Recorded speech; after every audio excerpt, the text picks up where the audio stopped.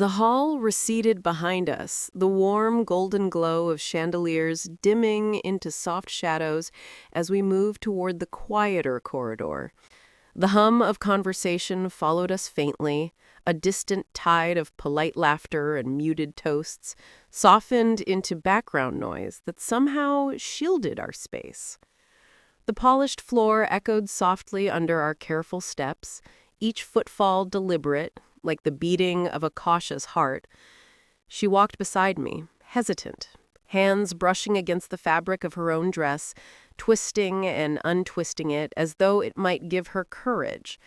I felt the shift in her posture, shoulders slightly hunched, head lowered, eyes flicking to mine and then away. There was an awkward pause between us, stretched by the quiet tension of unspoken acknowledgement. The dress I wore hung softly around my frame, a simple fabric that once carried mockery and dismissal, now feeling like a quiet shield, a boundary I could inhabit without fear.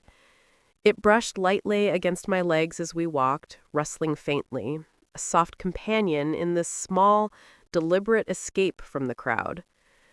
We stopped near a small alcove, away from the thrumming heart of the party. The golden light filtered weakly through a side window, scattering across the polished wood and casting faint reflections on the walls. She inhaled sharply, a subtle gesture, as if bracing herself for something she did not yet know how to articulate. Her lips parted. Words stumbled out, uneven, rushed, fragile. I didn't mean She faltered, swallowing, trying again. I shouldn't have said that about your dress, or you. The confession tumbled forward, messy, unpolished, but honest. Guilt clung to her voice faster and heavier than I anticipated, dripping from each syllable like rain on dry earth. I did not speak immediately. I let the silence stretch, the air thick with her unguarded admission.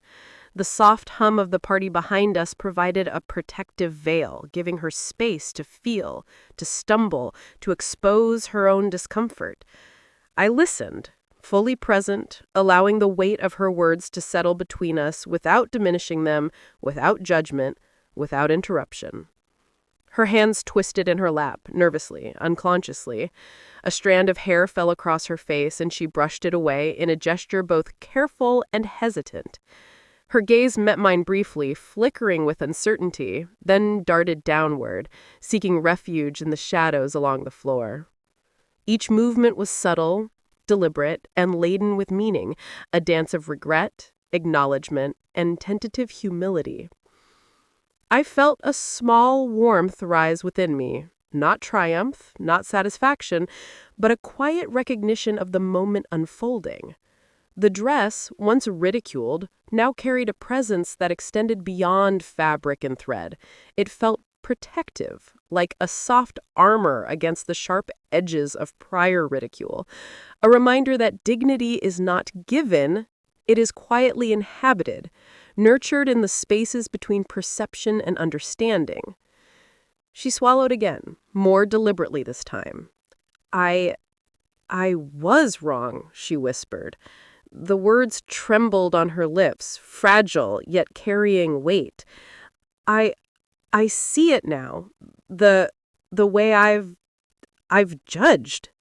Her voice cracked slightly, and I felt the pulse of sincerity, a fragile acknowledgement of misstep and the stirrings of recognition. I stayed silent, allowing her voice to carry itself, to find its own rhythm. Silence in these moments becomes more eloquent than speech. The absence of interruption allows truth to breathe, to settle into bones and shoulders, to let realization take root. I could feel her presence shifting subtly, inch by careful inch, as if gravity itself had changed its pull ever so slightly in this quiet alcove. She looked up then, eyes wider, softer, hesitant but seeking. I don't know why I said it, she admitted. The confession trailed like smoke. I thought it mattered what everyone else thought, and I Her hands lifted, gesturing vaguely before dropping back into her lap, a surrender of sorts. I watched her closely. Every subtle motion, every flicker of emotion carried more meaning than words could convey. Shame, guilt, curiosity, and a flicker of something quieter, perhaps understanding, danced across her expression. I did not need to speak. My presence, steady and calm, was enough to let her navigate the internal landscape she had just opened. The corridor was still. Only the faint hum of the party remained, distant and muted, a reminder of the world beyond our temporary enclosure. The light fell across her face, illuminating the slight tension around her eyes, the tremor of her lips, the tentative lift of her chin. These were the markers of humility, of vulnerability, and of the beginnings of awareness. I shifted slightly, allowing the space between us to contract just enough to let her feel grounded, safe. The dress brushed softly against my legs again, a subtle whisper of fabric in motion. Its simplicity contrasted with the weight of the moment, yet it reinforced the quiet authority I carried, the calm presence that allowed her to confront her misjudgment without fear.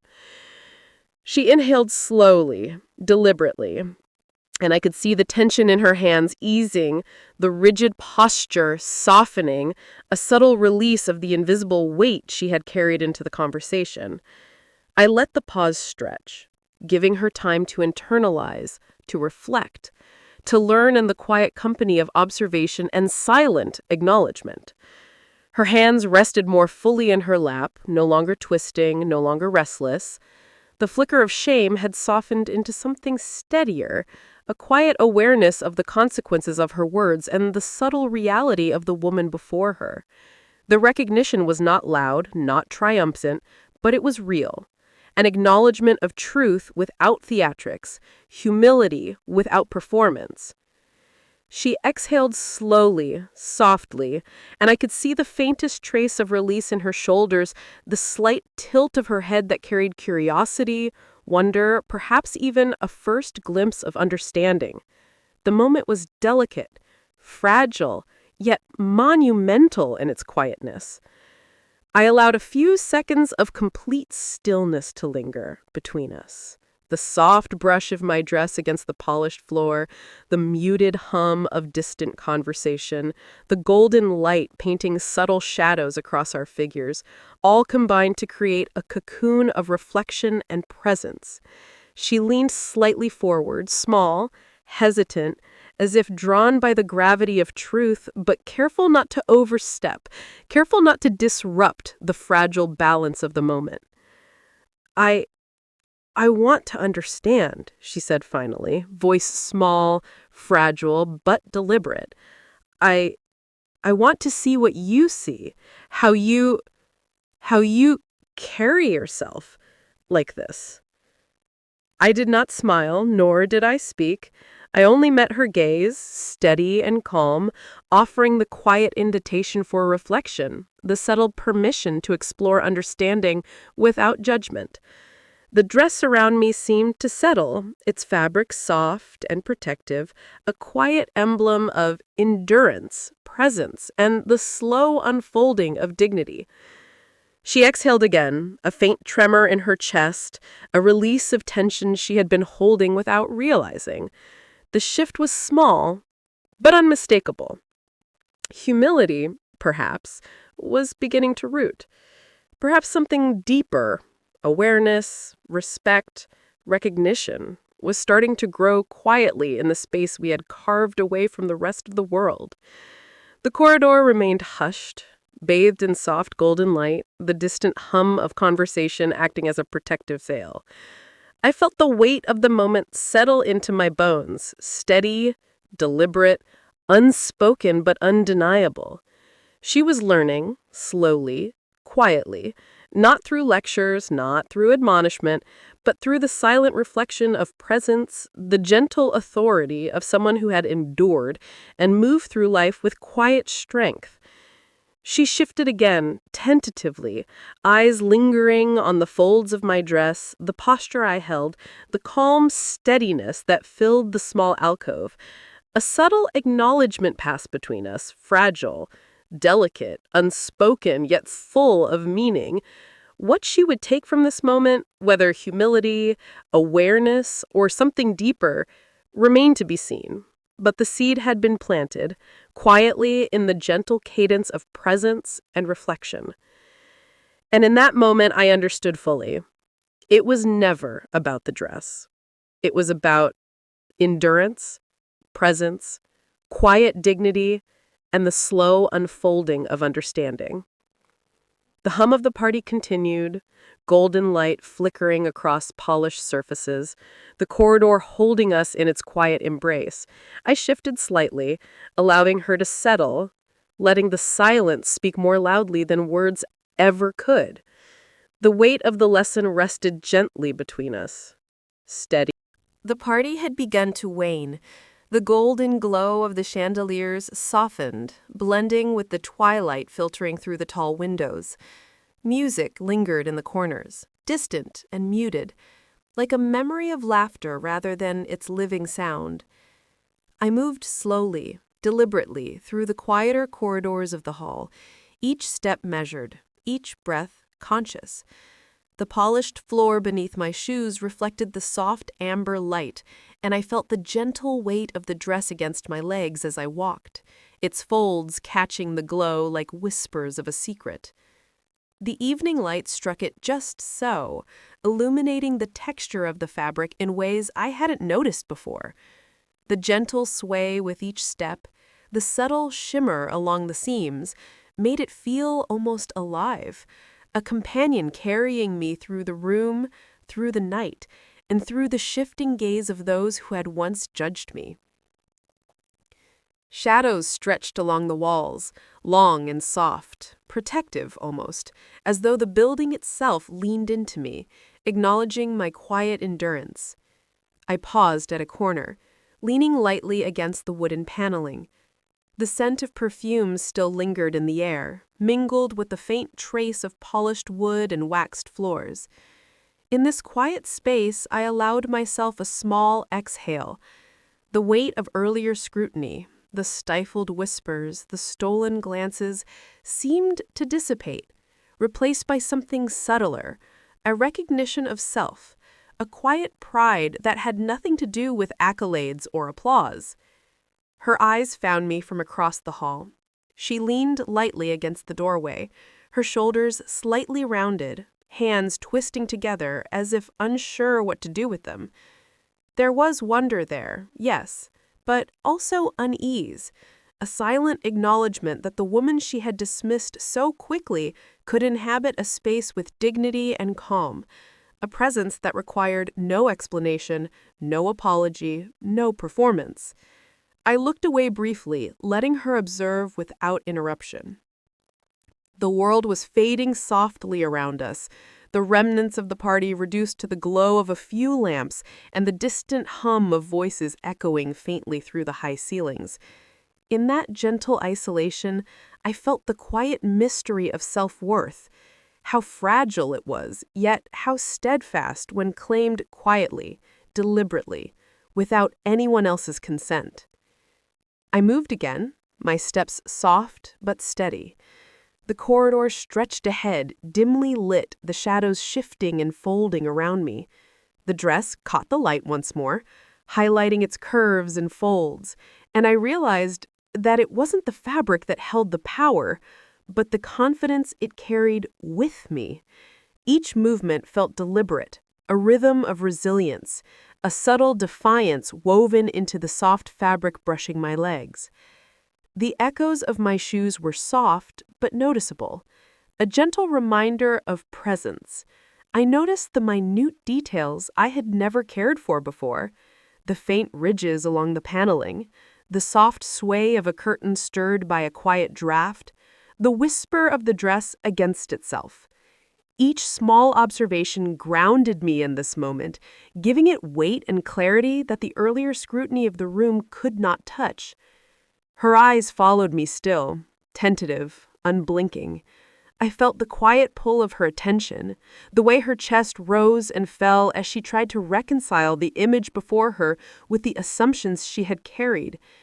There was a question in her eyes, unspoken but unmistakable. How could a single night, a single choice, a simple piece of fabric shift what one believed about a person? I paused again near a tall mirror at the end of the hall, letting my reflection meet mine. The woman staring back was older, yes, but not diminished. There was softness and there was strength. There was the quiet command of experience, the subtle mirroring of resilience and calm that could not be mocked or dismissed. The dress hung easily on my frame, a simple emblem of endurance, a witness to countless nights of careful work, to years of small choices made with quiet determination. Her eyes across the hall mirrored a flicker of realization. She was no longer merely observing. She was considering, questioning, perhaps even marveling at a truth that had eluded her before, that dignity and worth are not given by external approval, but quietly claimed and held. I walked on, letting the rhythm of my steps anchor the quiet reflection growing inside me. The corridors seemed to stretch and breathe along with me, folding the shadows gently around my movements, as if the building itself approved of the slow reclamation of presence. I felt a subtle pride, not loud, not performative, but steady and rooted, the kind of pride that does not require witnesses, yet grows stronger when noticed. She stepped forward, tentatively, curiosity overcoming hesitation. I did not turn, letting her choose the pace of the moment, the measure of her observation. There was an unspoken space between us now, vast and intimate all at once. Each step I took, each fold of fabric catching the light, seemed to echo in that silence, a slow drumbeat of resilience that could not be ignored. The light shifted as the sun finally sank lower, casting long fingers of amber across the floor and walls. The shimmer along the dress deepened, the shadows playing around my figure like soft wings. In this private interlude, I felt the full weight of the evening settle into a quiet resolution. The room beyond could murmur, judge, admire, or ignore. It did not matter. What mattered was the reclamation of space, the subtle assertion of self that carried far more weight than any comment, any glance, any whispered ridicule. I paused at the threshold of another corridor, letting the last fragments of light fall across the dress, across my hands resting lightly at my sides, across the line of my shoulders, relaxed yet deliberate. Somewhere in that space, she stopped moving too, watching, learning, processing, her own posture a reflection of the tension and recognition I had carried through the night. A small, almost imperceptible smile flickered at the corners of her lips, not of amusement, not of triumph, but a tentative acknowledgement. There was awe there, yes, but also a quiet reckoning, a realization that appearances, fleeting and superficial, are never the measure of worth. The shadows and light of the hall seemed to accentuate the shift, long and soft, protective and almost reverent. I exhaled softly, letting the sensation of movement, light, and reflection settle into my bones. One night, one dress, one quiet act of presence had shifted the room, shifted her perception, and more importantly, shifted something within myself. The mystery of self-worth, long teased by doubt and ridicule, had revealed itself gently, insistently, in the subtle interplay of light, shadow, and quiet endurance. She finally moved closer, stepping into the corridor with tentative grace, her eyes still fixed on me, no words, just observation. I did not speak. I let the silence speak for itself. The moment was fragile, delicate, yet laden with more truth than any conversation could ever convey. The golden light dimmed further, brushing over the folds of my dress one last time before the encroaching evening softened the edges. Shadows lengthened, folding along the walls, cradling the space between us. I felt a subtle thrill, a recognition of resilience, a quiet satisfaction that needed no declaration. I had carried the evening with poise, dignity, and the soft certainty of someone who had endured, and for once, perhaps, she had truly seen it. I turned slowly, letting the movement be measured, letting the folds of fabric speak through motion rather than words. The dress, simple yet elegant, whispered of countless nights of careful work, of patient endurance, of quiet victories, unclaimed yet undeniable. Its presence around me was more than fabric. It was the embodiment of a lifetime of subtle strength, a shield against dismissal, a testament to what is quietly earned. Her gaze lingered, a faint tension in her chest, a curiosity in her eyes that had not been there before. Could one night, one dress, shift the way a lifetime is remembered? Could the simple act of carrying oneself with quiet dignity ripple outward, changing perceptions, altering assumptions, leaving a lasting impression? The question hung, delicate and unresolved, in the soft golden light of the hall. I exhaled again, softly, letting the moment stretch, fold, and settle. The party beyond continued, distant and muffled, irrelevant now. There was only this corridor, the interplay of light and shadow, the gentle sway of fabric against skin, and the slow, deliberate reclamation of presence. And in that gentle hush, I realized the house smelled faintly of evening air, of the soft residue left behind when people have left their laughter in the walls. I sat on the edge of the sofa, the fabric cool beneath my hands. The dress lay folded neatly on the chair across the room, the soft light of a lone lamp brushing over it, catching the subtle texture in quiet, unassuming glory.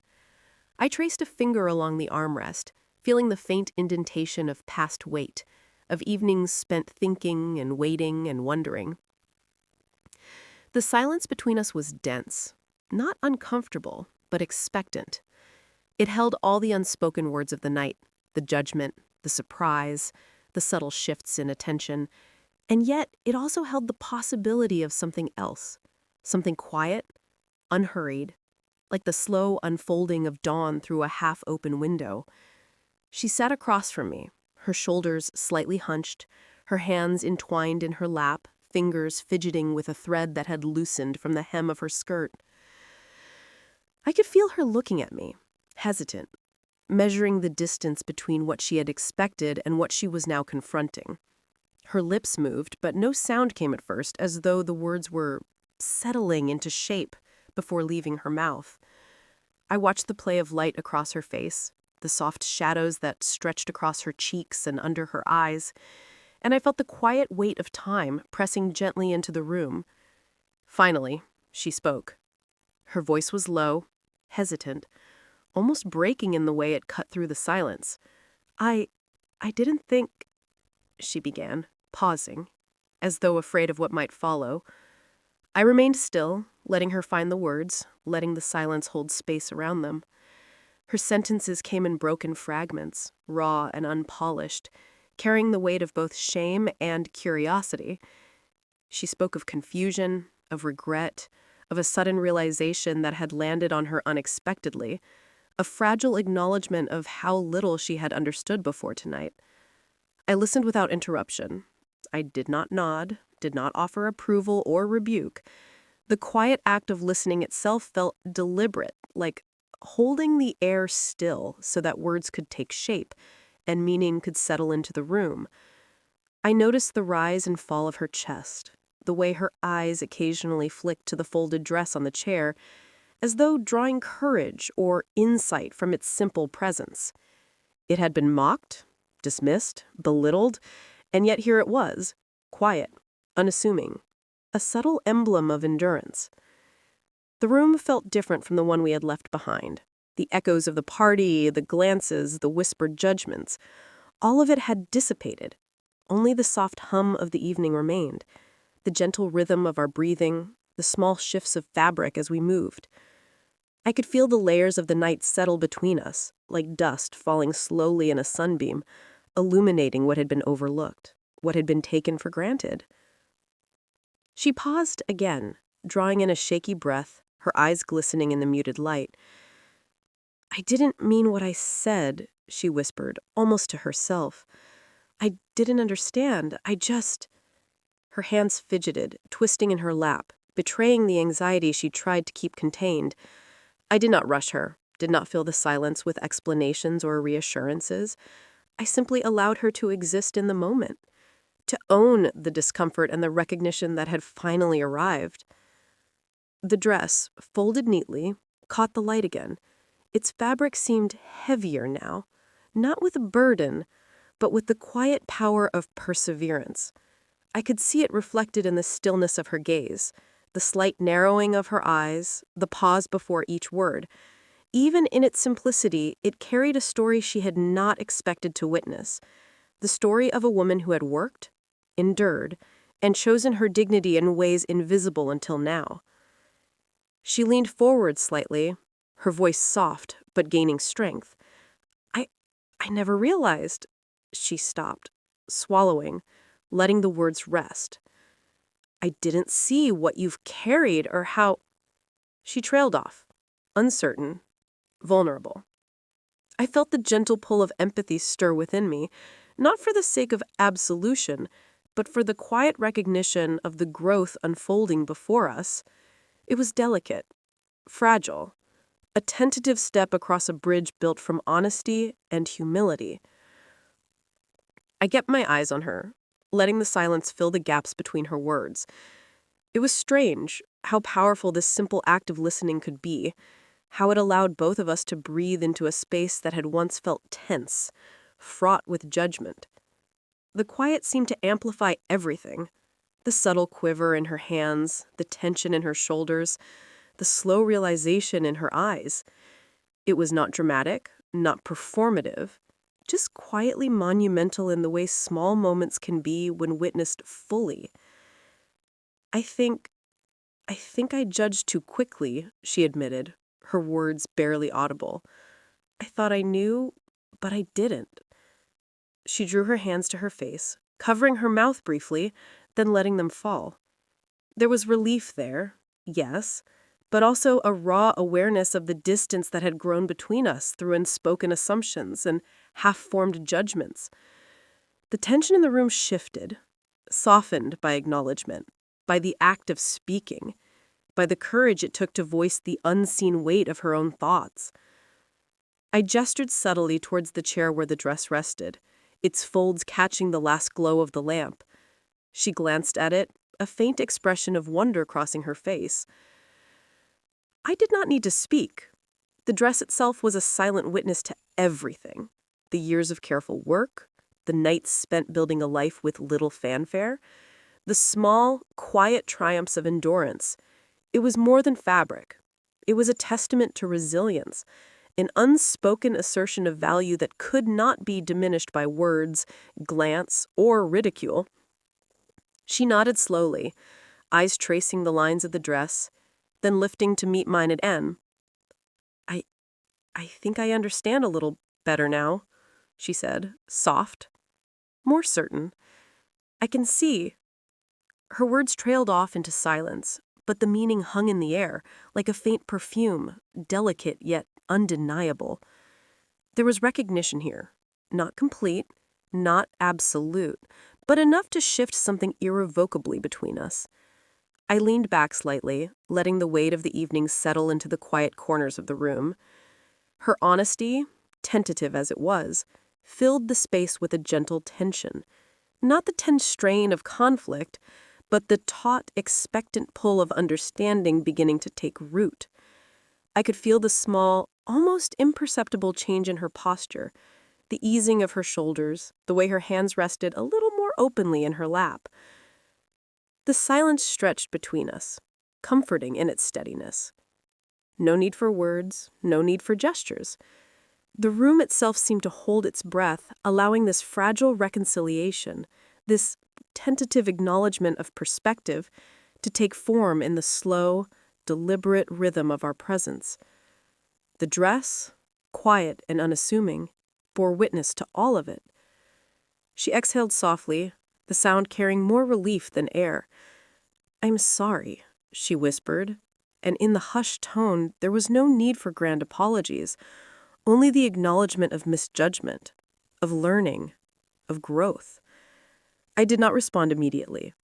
Instead, I let her words sit, allowing their weight to settle into the space around us, into the folds of the dress, into the quiet corners of the room.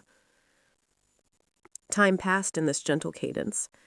Shadows lengthened as the evening deepened.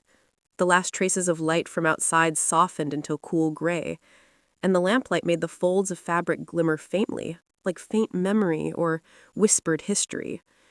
I could feel the subtle warmth of her presence across the room, the cautious curiosity, the tentative respect. It was fragile, yes, but it was there, and in this quiet, it was enough. I think I understand now, again, quieter, more certain. Not everything, but some things. Her gaze lingered on me, searching, questioning, tentative. I nodded, letting her see that acknowledgement without adding praise or rebuke. The room was full of quiet power, the power of honesty, the weight of reflection, the subtle triumphs that go unnoticed by the world but carry immense significance for those who bear them. I stood slowly, moving towards the chair, lifting the dress gently in my hands. Its fabric was soft, pliant, carrying the memory of the night, the story of endurance, the quiet victories of patience and persistence. I folded it carefully, as if preserving not just a garment, but a history of subtle triumphs and lived resilience. She watched, still hesitant, still absorbing, still learning. The silence that followed was not empty. It was full of possibility, full of lessons lingering between spoken words and shadows. The night had passed, the judgments had faded, and what remained was something quieter, deeper, and far more enduring. Recognition, humility, and the unspoken understanding that could bridge years of assumptions in a single evening. She finally looked away, settling back into the sofa, her hands still folded neatly in her lap. There was relief in the movement, a small relaxation of tension that had been held too tightly for too long. And I, quietly, folded the first light of morning seeped through the curtains, pale and gentle, brushing the room with soft forgiveness. It caught the dust motes drifting in the air, turning them into tiny, golden dancers suspended in the calm. The house smelled faintly of night's warmth and the coolness of dawn, a combination that felt both familiar and strangely new. I stood in the kitchen doorway for a moment, letting the quiet settle around me. The floorboards creaked softly underfoot, like a memory stretching to greet the day. The dress rested, folded neatly on the chair, its fabric catching the first light in a way that seemed almost intentional. It was simple, unassuming, yet it carried more than its weight in cloth: endurance, patience, the quiet triumph of a night survived with dignity. I traced the folds with a fingertip, letting my hand linger over the smooth texture.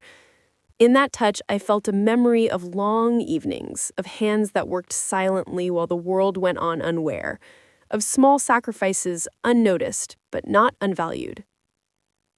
She was standing in the hallway, partially hidden by the doorway, watching me. I did not turn immediately.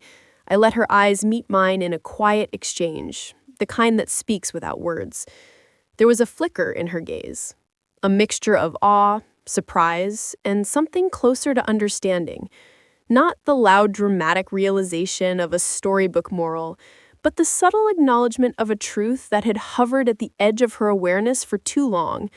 I felt the weight of her observation, but I did not speak. Sometimes the quiet is enough. We moved through the morning like two figures adjusting to a new rhythm, the echoes of the previous night fading into soft background hums of routine. The kettle began to whistle, distant and steady, its sound anchoring the world in ordinary time. I poured water into a cup, careful of the steam that curled in slow ribbons, curling toward the ceiling like smoke from a distant memory. She leaned against the doorway, arms folded loosely, watching the small choreography of hands and objects, the subtle gestures that define the ordinary. Her voice was quiet when she finally spoke, almost tentative. You handled last night well." The words were short, fragmented, like fragments of thought carefully coaxed into language. I nodded, acknowledging the observation without embellishment. There was no need for praise. The act itself was enough. Sometimes endurance does not ask for recognition, only space to exist and be seen, even in small, almost imperceptible ways. I carried the breakfast tray to the table, setting it down with deliberate care. She followed, her steps cautious, not from fear, but from a new attentiveness, a recognition of something delicate in our shared space.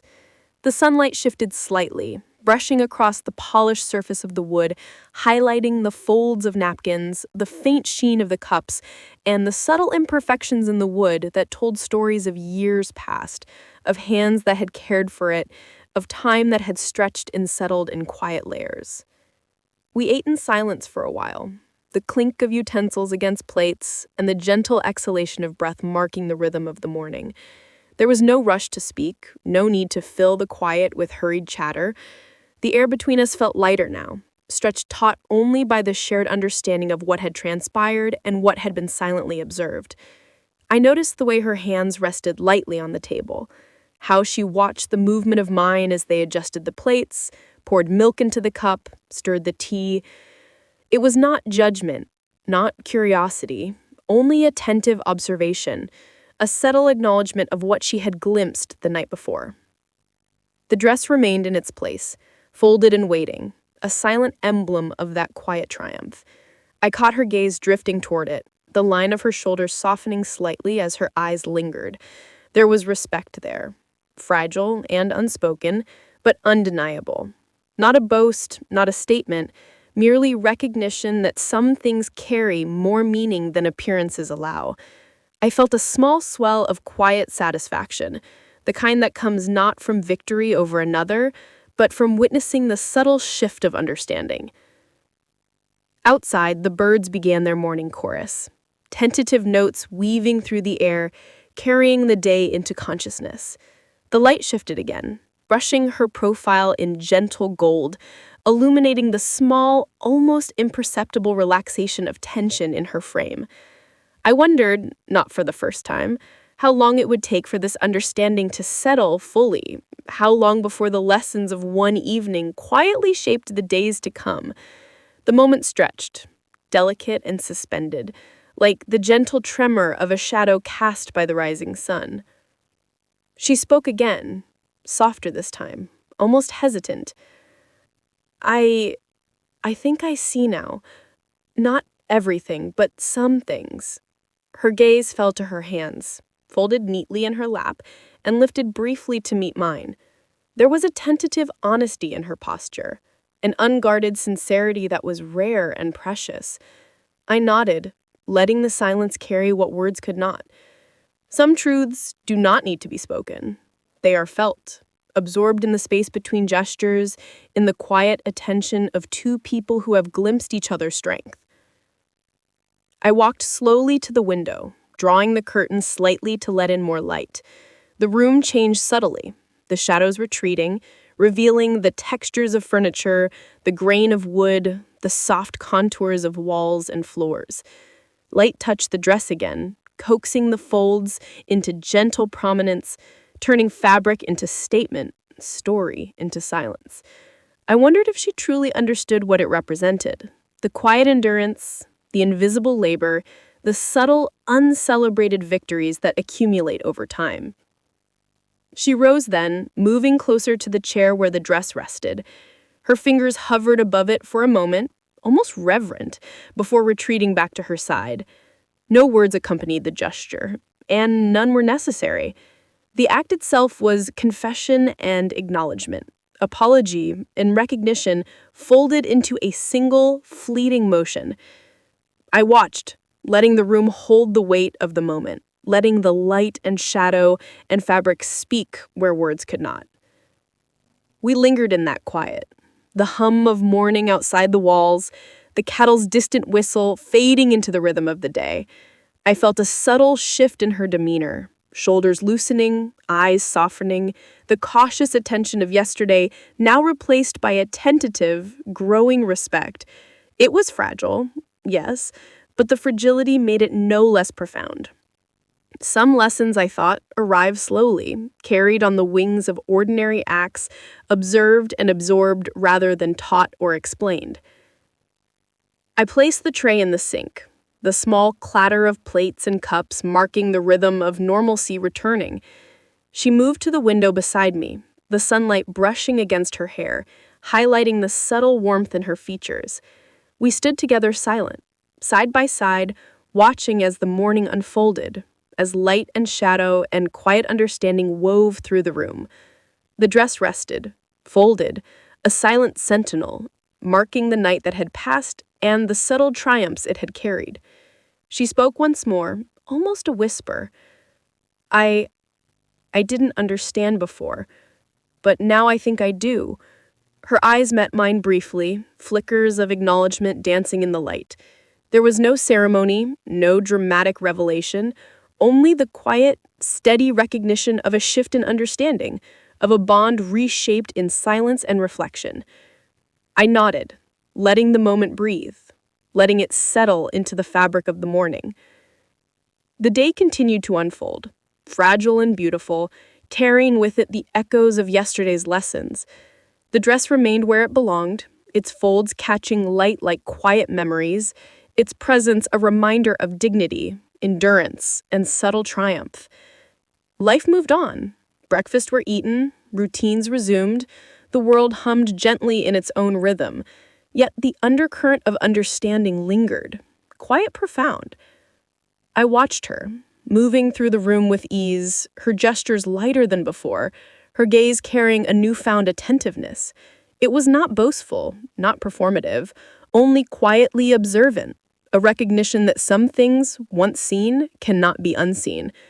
And I, too, moved through the morning with a sense of calm, the subtle authority of one who has endured, witnessed, and carried forward with dignity intact. The sunlight shifted again, elongating shadows, brushing the folds of the dress with gentle illumination. The quiet seemed to swell, filled with potential, with the unspoken questions of what the future might hold. Could a single evening, a single gesture, change the way a lifetime is remembered? Could understanding once glimpsed ripple outward into countless small acts that define the days to come? I did not have answers, only the quiet certainty that some truths are revealed in subtle ways, in light and shadow, in gestures, in silence. She lingered a moment longer, watching me, and I watched her in return. The weight of the evening, the lessons, the subtle shifts of perception all seemed to compress into a fragile, almost tangible pause. And then, slowly, we moved forward together, each step carrying with it the faint, unspoken acknowledgement that yesterday had passed, but the echoes of its quiet revelations would shape the morning, the day, and the days beyond. The dress, folded neatly